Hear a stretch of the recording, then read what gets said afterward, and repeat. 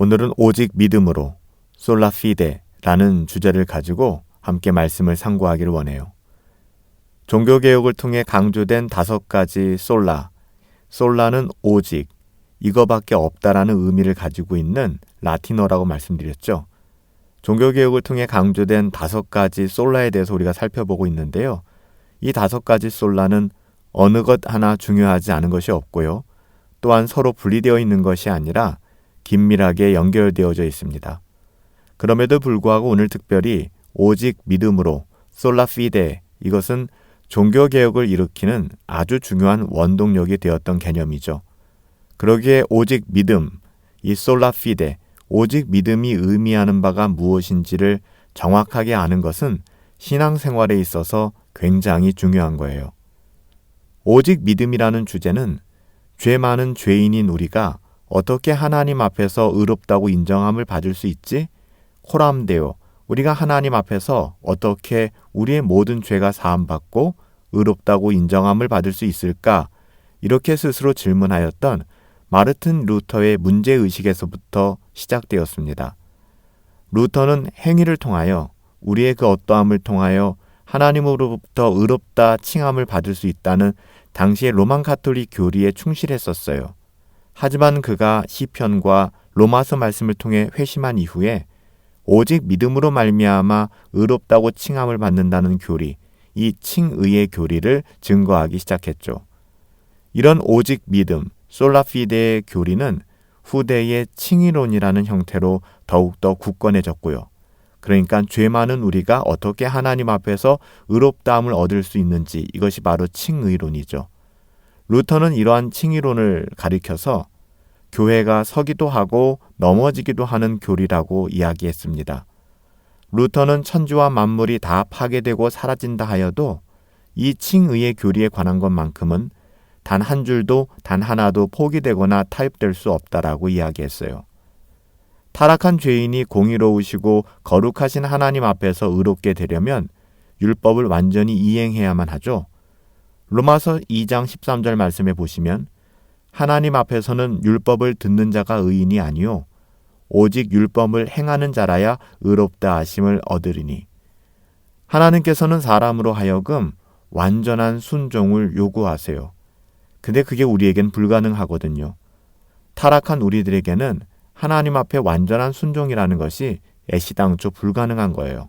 우리는 타락했기 때문에. 문제는 어떤 사람도 율법을 완전히 행할 수 없다는 데 있어요. 갈라디아서 3장 11절 말씀에 보시면 또 하나님 앞에서 아무도 율법으로 말미암아 의롭게 되지 못할 것이 분명하니 이는 의인은 믿음으로 말미암아 살리라 하였음이라. 분명하게 이야기하잖아요.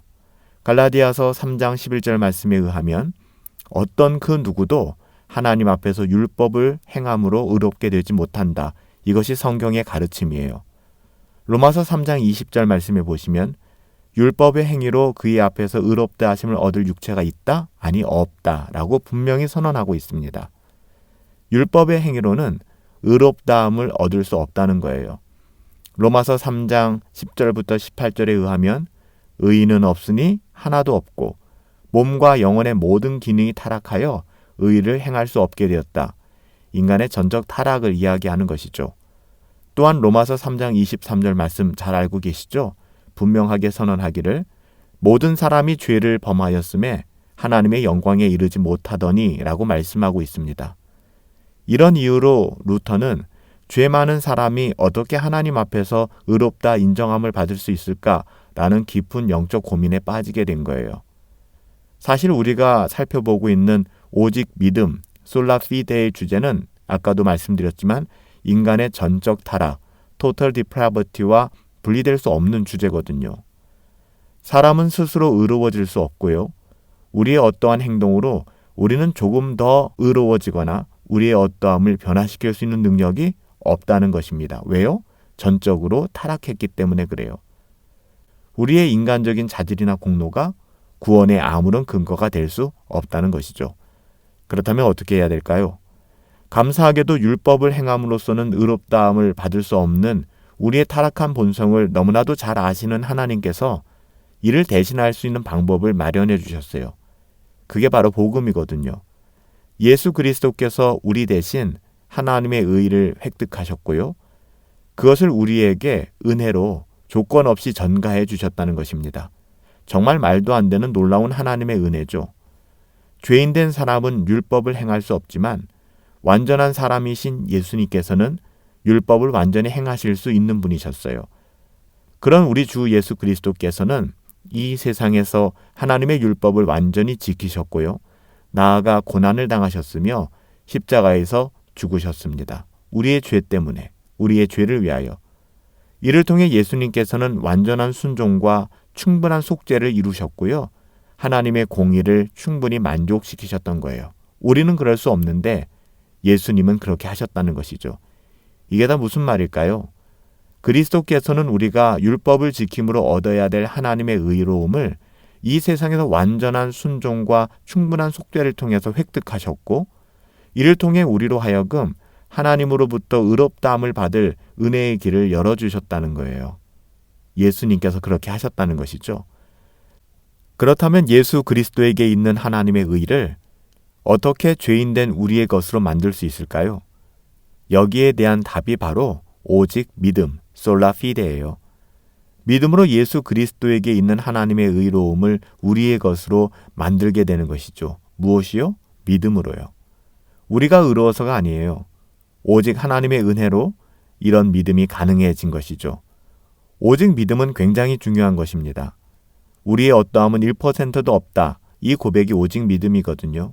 오직 믿음이 우리의 구원에 관하여 모든 것을 다 했다는 거예요. 로마서 5장 1절 말씀에 보니까 그러므로 우리가 믿음으로 의롭다 하심을 받았으니 우리 주 예수 그리스도로 말미암아 하나님과 화평을 누리자. 오직 믿음만이 이 말씀을 가능케 하는 것입니다. 하나님의 의가 나의 의가 되는 거예요. 이것이 오직 믿음을 통해서 가능해지는 것이고요. 사람이 하나님으로부터 의롭다 칭함을 받기 위한 방법이 믿음이라고 할 때 믿음 외에 다른 것은 안 될까요? 아니면 믿음과 함께 다른 무엇이 더 필요하지는 않을까요? 이런 질문에 대하여 우리가 단호하게 할 수 있는 대답은, 성경적인 대답은 절대 그렇지 않다는 거예요. 그래서 믿음이라는 것 앞에, 피데라는 것 앞에 솔라를 넣어서 오직 믿음으로만 의롭다함을 얻을 수 있다라고 고백하는 것이죠. 사람이 하나님으로부터 의롭다 칭함을 받기 위해서는 오직 믿음밖에는 없는 것이지 믿음 외에 다른 것을 첨가할 것이 없다는 것입니다. 타락한 인간은 자신의 어떠함으로는 결코 하나님의 의로움을 만족시킬 수 없기 때문에 그런 거예요. 우리가 여기서 특별히 오직 믿음을 강조할 때 두 가지를 조심해야 되는데요. 첫 번째는 믿음 그 자체가 우리를 의롭게 하는 근거라고 착각하는 거예요. 이 굉장히 중요하거든요. 믿음 자체가 우리를 의롭게 하는 근거라고 착각하는 것. 믿음은 칭의, 의로움을 받기 위한 수단이며 도구일 뿐입니다. 다시 말해서 믿음으로라는 말을 믿음 덕분에, 믿음에 근거하여 라는 뜻으로 오해해서는 안 되는 것이죠. 믿음은 그 자체로 의롭다함을 얻게 하지는 않아요. 믿음은 의롭게 되는 수단이요 통로가 되는 것이죠. 그래서 성경에 믿음으로 구원받는다, 믿음으로 하는 그 영어 표현을 보면 by faith 또는 through faith라는 말을 쓰거든요. 믿음으로 말미암는다는 뜻이죠. 이는 믿음이 직접적인 구원의 원인이 아니라 도구적 원인인 것을 이야기하는 거예요. 그렇다면 믿음이 단지 수단이라면 칭의의 근거는 뭘까요? 당연히 칭의의 근거는 우리가 믿었다라는 사실이 아니라 우리의 의가 되시는 예수 그리스도이세요. 예수 그리스도. 우리가 믿는 그 행위, 믿음 때문에 의롭게 되는 것이 아니라 오직 예수 그리스도 때문에 우리는 의롭게 되는 거예요. 두 번째는 믿음을 강조하니까 자꾸 믿음 이렇게 이야기하니까 인간의 행위는 불필요하구나라고 착각하게 되는 거예요. 우리가 솔라피데를 이야기할 때 인간의 어떠함, 행함이 아닌 믿음이다 이렇게 이야기하는데요. 절대 행함의 불필요함을 이야기하는 것은 아니거든요. 그런데 그렇게 오해하시는 분들이 적지 않아요. 하나님의 자녀들은 하나님의 자녀답게 선을 행하며 살아가야만 합니다. 이 말은 하나님의 율법을 실천하며 살아가야 된다는 것이죠. 참된 믿음이란 우리로 하여금 선한 삶을 살게 만들어줘요. 우리의 구원은 오직 믿음으로 말미암아 오직 은혜로 주어지는 것인데요. 그 믿음은 우리를 의롭다 칭해주는 것으로 끝나지 않고요. 나아가 우리에게 새로운 삶을 살게 해주는 원동력이 되고 근원이 된다는 이야기예요. 그러니까 칭의에서 머물지 않고 구원은 반드시 성화로 이어지게 된다는 이야기와 같은 것이죠. 이것을 이해하게 되면 사도 야고보의 말을 우리가 이해할 수가 있어요. 야고보서 2장 17절 말씀이죠. 행함이 없는 믿음은 그 자체가 죽은 것이라. 그렇다면 신자의 행함은 무엇이죠? 행함은 칭의의 수단이 아니라 믿음의 결과물이 된다는 거예요. 이 또한 중요한 개념이거든요. 선행은 불필요한가? 그렇지 않아요. 하나님의 자녀들은 선을 행하며 살아가야 합니다. 하지만 그 선이 구원의 조건이나 자격이 되는 것이 아니라는 거예요. 그래서 참된 믿음은 반드시 행함을 동반하게 되고요. 삶으로 증명되게 되는 거예요.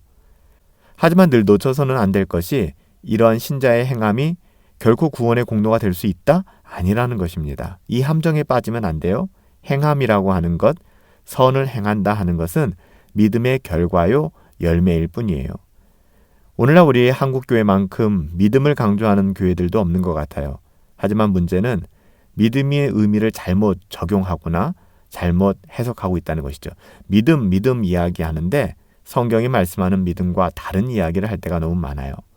믿음을 단지 하나님으로부터 복을 받는 수단으로 사용한다는 게 문제죠. 믿음은 복을 받기 위한 수단도 신앙생활을 열심히 하기 위한 수단도 아니에요. 우리에게 믿음이 필요한 이유는 의롭다 칭함을 받는 유일한 수단이 바로 믿음이기 때문인 것이죠.